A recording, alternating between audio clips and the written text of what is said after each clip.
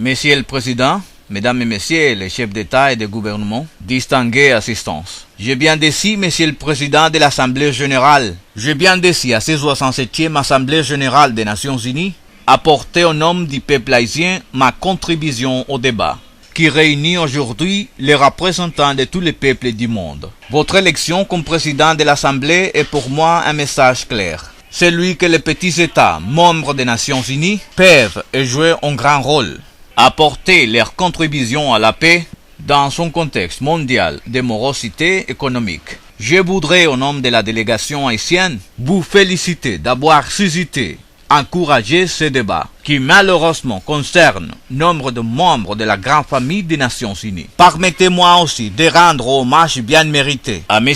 Ban Ki-moon, secrétaire général de l'organisation, pour le dynamisme, la sagesse, le discernement, l'ambition et le courage dont il fait montre plus d'une fois dans la gestion des situations internationales d'une extrême délicatesse, qui soit également remercié de l'attention particulière qu'il accorde à Haïti, mon pays. Monsieur le Président, de la attention comme dans le fait, depuis mon accession au pouvoir, l'Haïti que je chéris, et c'est, avec des hauts, avec des bas, des succès sûrement, des faux pas, parfois, l'Haïti que je chéris essaie d'émerger. Je m'emploie ardument, courageusement. Je peux le prétendre. Répulsion est donnée et je ne doute pas que nous pourrons en voir les résultats d'ici quelques mois, d'ici quelques années. Comment pourrait-il en être autrement? Car l'Haïti d'aujourd'hui, celle que j'ai pour mission de servir, a compris que tant qu'entre nous dureront la chicane, tant qu'il y aura frustration, misère, sous-développement et inégalité, le monde en général, Haïti en particulier, ne sera jamais à l'abri des troubles et des disputes. Tel que la chose ira mal au père des nations, ils seront tentés de se tourner vers leurs voisins et de leur chercher querelle. Les exemples n'ont pas manqué tout au long de l'histoire du monde, tout au long des siècles. C'est pour cela que nous disons aujourd'hui que s'il est important de rechercher des solutions pacifiques aux différends internationaux, il est peut-être plus judicieux de chercher à le prévenir. Et je répète, tant que l'accès à l'eau, au grand marché, tant que la juste rétribution des matières premières et la saine compétitivité économique ne seront pas au rendez-vous, des conflits nous environt toujours. Tant que toute nation unie, nous ne considérons pas nos efforts pour que l'accès à la santé, l'accès au travail, le respect des différences deviennent réalité, nous continuerons d'être confrontés à des conflits et réjouis de rechercher péniblement des solutions pacifiques.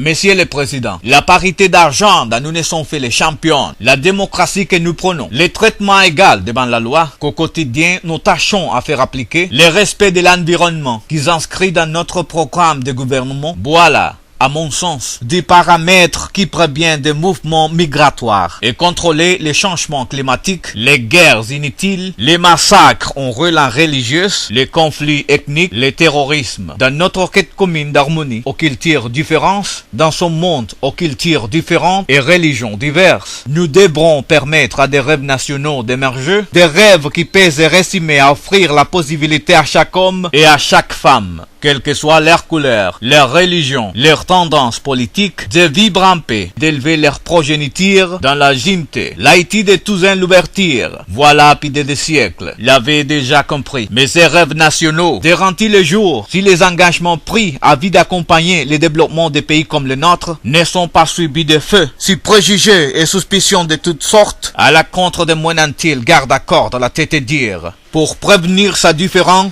il nous faut dire les autres à notre regard. Un regard terrifié, j'allais dire, à la fontaine des Siloé. L'Haïti qui souffre, l'appel des évêques. Monsieur le Président, à la veille de la présidence d'Haïti à la tête de la CARICOM, je répète qu'avec bonne foi et bonne volonté, les choses peuvent changer. Car nos destins, de quelque bord que nous puissions être, sont intimement liés. Dans ce monde de la tendance globale, la construction des grands blocs économiques et sociaux, les grands ne pourront demeurer grands que s'ils savent transformer la pluralité des enfants de la planète en une seule et grande famille sociale et économique, respectueuse des grandes traditions culturelles et religieuses des uns et des autres, sans exclusion ni exclusive. Le nécessaire dialogue doit donc prévaloir entre nous. Pas ce dialogue de souffle auquel nous assistons épuisant depuis des décennies, mais des vrais échanges et négociations qui seuls peuvent mettre un terme à ces interminables conflits qui ne cessent d'endeuiller les familles et veulent trouver la paix du monde. Monsieur le Président,